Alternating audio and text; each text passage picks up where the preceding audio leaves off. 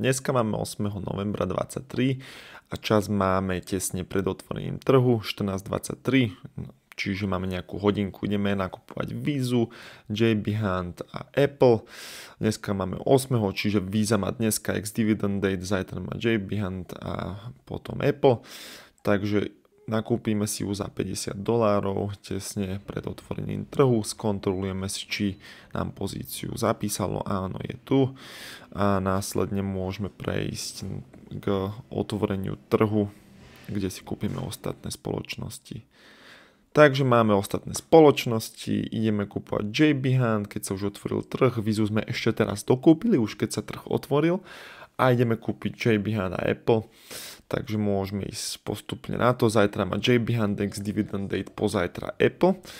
Takže JB Hunt a tiež ju kúpime za $50 a vlastne tým, že Apple má až o 2 dní neskôr ex-dividend date, čo je vlastne dátum, kedy musíte mať nakúpenú spoločnosť, aby vám potom neskôr bola pripísaná dividenda. Takže si kúpime ešte spoločnosť Apple a vlastne po čase, respektívne za pár dní budeme vidieť, či nám dividenda bola pripísaná. Tak a vítajte naspäť. Sme sa preniesli v čase aj v dátume. Je 13.12. Portfólio sa nám celkom krásne zdvihlo, nakoľko je earning days, takže sme celkom šťastní. Ale to nás nezaujíma. Ideme sa pozrieť, ako v podstate nakupovať akcie, keď chceme mať tie určité dividendy, respektívne koľko dopredu musíme kupovať tie jednotlivé akcie. Takže kupovali sme Visu, JB Hunt a Apple. A vlastne ideme si pozrieť teraz Visu. Kupovali sme ju vlastne keď sa otvoril trh, čiže vlastne bolo 8. Ale nezavádzaj mi tu teraz. Tak. Kupovali sme, keď bolo 8. pred otvorením trhu, potom vlastne počas toho, jak bol otvorený trh a vlastne zisťovali sme, že keď je ex-dividend day, čo znamená vlastne dátum, kedy musíte vlastniť tú akciu, tak či vám potom bude následne vyplatená dividenda. Takže Visu sme kupovali vlastne pred otvorením trhu, keď sa otvoril trh a zároveň sme kupovali JB Hunt a Apple, keď bol otvorený trh.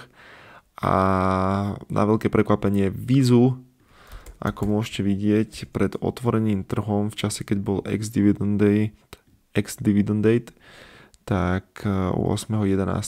Toto bolo 15.30, čiže pred otvorením trhom vlastne vidíte, fees sú vlastne dividendy, nám nič neprišlo a takisto aj v čase, vlastne keď bol už otvorený trh, čo je vlastne logické, keď nám ani pred otvorením trhu, tak ani v čase, keď bol otvorený, nám neprišlo, ale chceli sme vyskúšať, či náhodou tam nie je nejaké niečo, že vlastne ešte pred otvorením.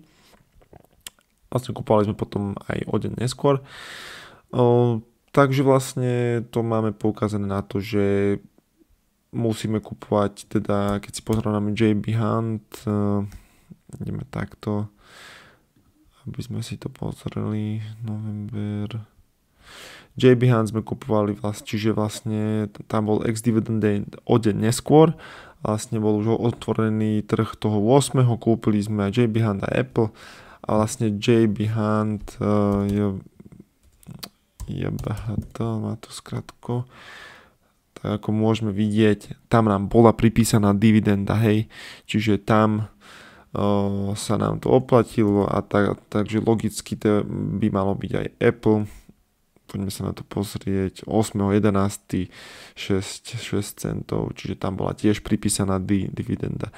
Takže môžeme to tak celé zhodnotiť a skonštatovať, že keď chcete nakúpiť konkrétnu akciu a respektíve chcete mať s nej vyplatenú dividendu, že chcete takýmto nejakým možno spôsobom časovať tie dividendy, aj keď to vrelo neodporúčam, ale teda niekto si to chce vyskúšať, niekto to chce nakúpiť, tak musíte kupovať o deň skôr, ako je ex-dividend date, hej. Čiže keď sa otvorí trh, napríklad môžeme si to pozrieť Dneska máme 13., zajtra máme 14., tak v podstate keby sme chceli dividendu napríklad z tohoto ETF-ka alebo z týchto spoločností, čo tu máme, tak by sme už museli kúpiť dneska, hej, tieto spoločnosti, aby nám následne bola vyplatená tá dividenda, hej, čiže tú akciu reálne musíme vlastniť alebo respektíve nakúpiť už dneska, ešte keď je otvorený trh.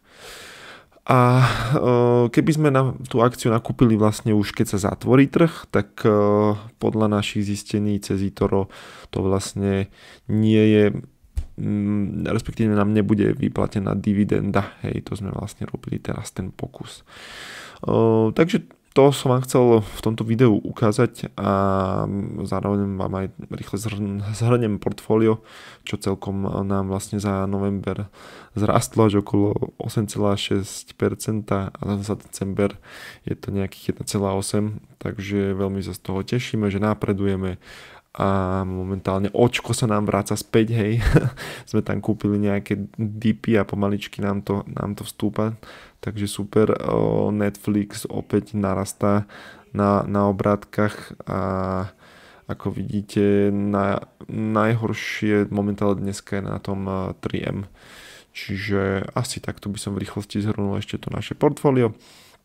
Ďakujem vám za pozornosť a vidíme sa v následujúcom videu a pekné sviatky zatiaľ prajem. Majte sa!